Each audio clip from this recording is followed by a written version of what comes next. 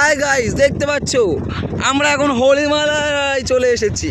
আমরা হরিমেলায় আইসি যাচ্ছি মার্ডার দিয়ে, কিন্তু বাইক না, এটা হচ্ছে ট্র্যাক্টর, সেইভাবেই যাচ্ছি।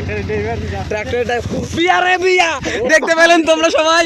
আমরা যাচ্ছিলাম পরে এক্ষুনি এই জায়গায় গাড় উল্টে, কিন্তু আমাদের সব বড় বড় ঠ্যাঙের জন্য আমরা বেঁচে গেছি। এই আবার হচ্ছে এরকম গাড় মারা যাচ্ছে, এই সেই জন্য ওরাই নাড়ার দিয়ে রেখেছে এই গাড়। এই চুকো ভাড়া আমার বুক থমকে গিয়েছে।